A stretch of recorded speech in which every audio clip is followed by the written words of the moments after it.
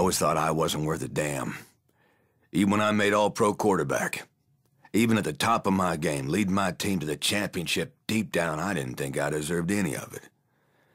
That everything had come crashing down. And damn it if I wasn't right. But did I learn from that? Did I change who I was? Hell no. I just enjoyed wallowing in my own goddamn misery. Yeah, boo-hoo, right? Well, I'm done with that. Seeing the whole world go to hell puts your own goddamn problems in perspective a little bit. I would have died at the Royal Palms for sure if good people didn't put their lives on the line for me. Not to mention what happened in Moresby in that goddamn jungle. I've seen some sick and horrible things, brother. But I've also seen people sacrifice everything for some poor soul they hardly know. When you're saving some terrified sumbitch's ass, you don't have time to wallow in self-pity. And there's a lesson there. Shit, I'm not exactly sure what it is. I'm not that fucking smart. But I do know one thing, man. Logan Carter ain't as big a douchebag as everybody thought he was.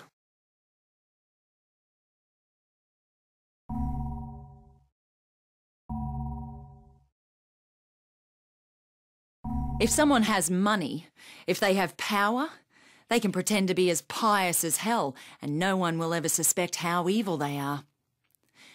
I learnt that firsthand working as a vice detective in Sydney. You know how many female half-Aborigine detectives there were before me? None. You think it was easy. Suffering the abuse of my so-called colleagues. Half of them hated me because I was a girl, and the other half didn't like the fact that my mum was a Koori. But when it's the end of the bloody world, no one gives a shit who you are or how big your bank account is. I saw it in the resort as the infection spread, and the rich, they died just as quick as the poor. And in Moresby, where the powers that be blew the bridges and trapped the less fortunate in the worst of it. But in the end, it didn't save any of them. When all the lies are stripped away, and the only thing between them and the bloody end is me, suddenly Purna is their best friend. Well, bugger them. I'm not here for them. I'm here for the ones who can't protect themselves. Anyone who lives in fear. I will protect them, and I will die for them, because I was one of them.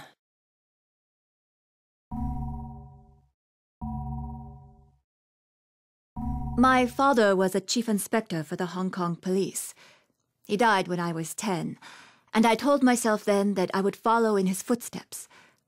I joined the force after graduating at the top of my class, but the men in charge never intended for me to be a real police officer. They didn't believe women were up to the task. But now, no one can deny who I am, what I've done, what I'm capable of. I thought I needed to prove my worth to my superiors. But now I know they are not and never were my superiors. It doesn't matter what they believe. It matters what I believe. And I know there is more to this tragedy than meets the eye. This infection, this plague is human-born. This is not nature correcting itself. This is mankind destroying itself. I saw how it swept the resort and reduced Moresby to bloody chaos. I don't know where it came from, but I do know that there are those in this world who would sacrifice millions to make billions. They operate unmolested with the approval of those who are supposed to protect us. In the end, I will expose them for the monsters they are.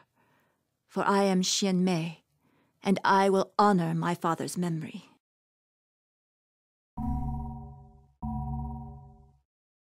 When I was growing up in New Orleans, all I ever wanted to do was rap. But man, I couldn't catch a break until Who Do You Voodoo?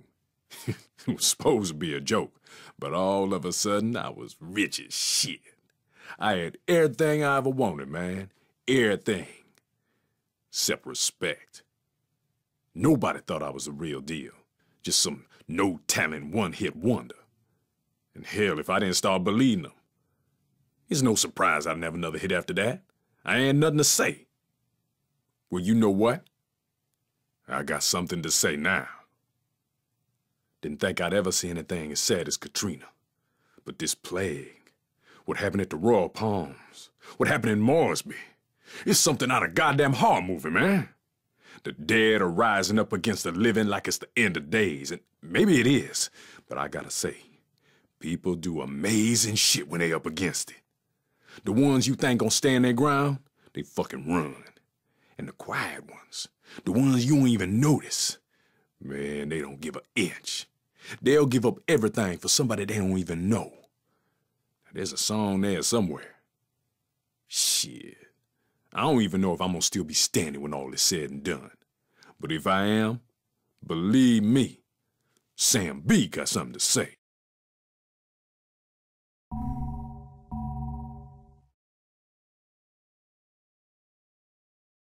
My grandfather fought the Japanese here in World War II and never left.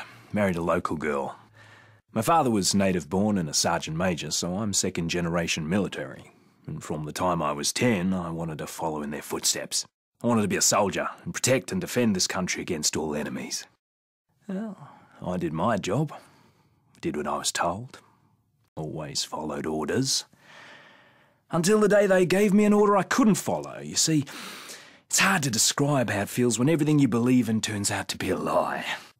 When the people you trusted let the ones you love die. And none of my commanders were born here. None of them knew the land and the people who lived here. None of them had to sacrifice anything. So they made others sacrifice what was dearest to them. I still can't believe I was the only one to say no, but I was the only one. I was accused of desertion and treason, and for that I was to spend the rest of my life in prison, simply for helping those I'd sworn to protect. Well, now I know who the real enemy is. And this fight is not over. I swore an oath. And as far as I'm concerned, John Morgan is still a soldier.